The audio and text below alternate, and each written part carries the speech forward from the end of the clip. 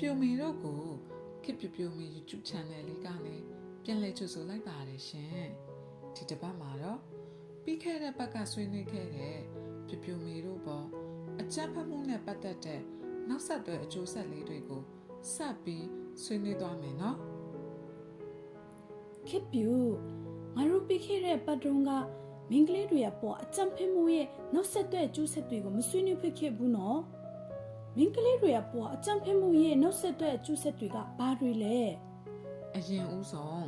ရုပ်ပိုင်းဆိုင်ရာအနေနဲ့ဆိုရင်မလိုချင်တဲ့ကိုယ်ဝင်ရှိလာရရဲ့ပုံပဲဒဏ်ရာတွေရဲ့ပြက်ရှောက်ဒဏ်ရာနဲ့အပူလောင်ဒဏ်ရာတွေရဲ့ပြီးတော့အယိုးကျိုးတာနဲ့တွေးထွက်တာရောပဲပြီးတော့လင်ကတဆင့်ကူးဆက်တတ်တဲ့ယောဂပိုးဝင်တာနဲ့အခြားကူးဆက်ယောဂတွေပဲဟာစိတ်ပိုင်းဆိုင်ရာအကျိုးဆက်အနေနဲ့ကရောဝမ်းနေတာအထီးကျန်တာစိုးရိမ်စိတ်တွေဖြစ်တာကိုအပြစ်တင်တာပြန်တွေးမိပြီးကြောက်ရွံ့ထိတ်လန့်နေတာပြီးတော့မအိတ်နိုင်မစားနိုင်တာတွေဖြစ်တာကိုလည်းထိခိုက်နာကျင်လာအောင်လုပ်ချင်လာတာဒါမှမဟုတ်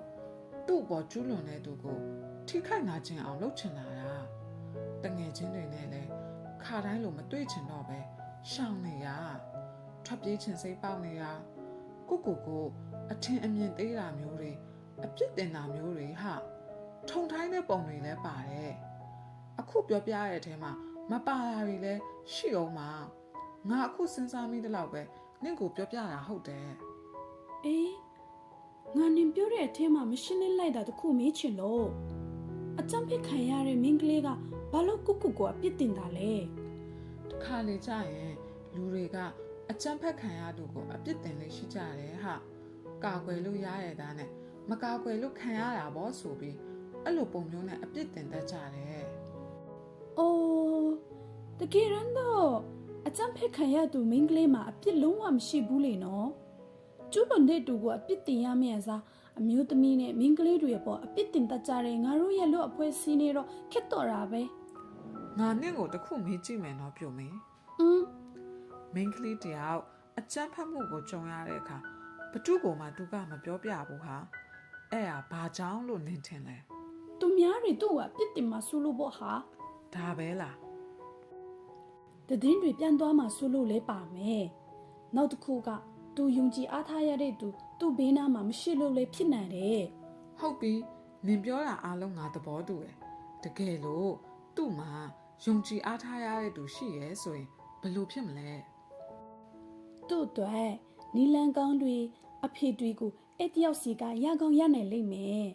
ပြီးတော့ခဏကနင်ပြောထားတဲ့အချက်ကအထီးကျန်တာတွေလည်းရော့သွားလိမ့်မယ်မှန်လိုက်တာဟာအဲ့အားကြောင့်မို့လို့ငါတို့လိုမိန်းကလေးချင်းတယောက်လိုအဲ့ရင်တယောက်ကယုံကြည်အားထားရတဲ့သူဖြစ်ဖို့ငါတို့လိုမိန်းကလေးတွေချင်းဖေးမကူညီရမယ်ဟင်ဘလို့ဖေးမကူညီရမှာလဲသူပြောလာတဲ့ဟာကိုအပြစ်မတင်မဲနဲ့နင်ငါ့ကိုယုံကြည်နဲ့ပြောပြလို့ရပါတယ်ဒီလိုဖြစ်တာကနင့်ကြောင့်မဟုတ်ဘူးနော်နင့်မှာလုံးဝအပြစ်မရှိဘူးဆိုပြီးပြန်ပြောပြပေးရမှာ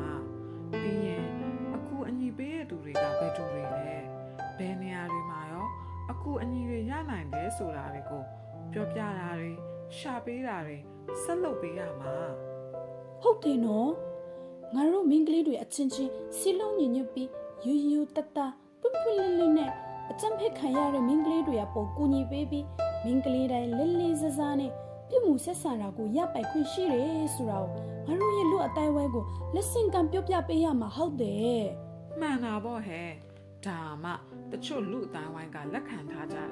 တချို့အကြမ်းဖက်မှုပုံစံတွေကိုဖြစ်ရိုးဖြစ်စဉ်တစ်ခုလို့မတတ်မှတ်တော့မှာအဲ့လိုမတတ်မှတ်ဖို့ကလည်းငါတို့လိုမိန်းကလေးတွေအနေနဲ့ကိုယ်တိုင်ပဲကြုံကို့အနီးနားကမိန်းကလေးတွေပဲကြုံဘယ်သူပဲကြုံဟာ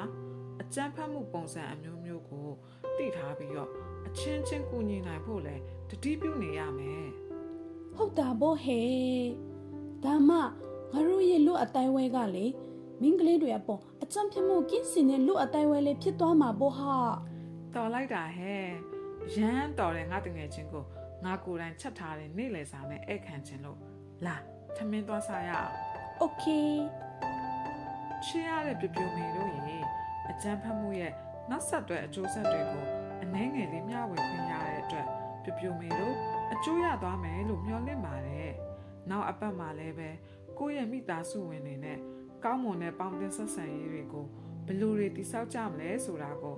နောက်အပတ်စနေနေ့မနက်ခင်း7:00 နာရီမှာပြန်ဆောင်တွေ့ပြီးဆွေးနွေးကြရအောင်နော်ပြမေတို့ရေဘိုင်ဘိုင် ခေတ်ပြူမေ channel လေးကနေပြူမေတို့အတွက်အသိပညာဗဟုသုတတွေအများကြီးရတယ်ဆိုရင် subscribe like and share လေးတွေလုပ်ပေးဖို့ပြူမေတို့တောင်းဆိုပါရစေ။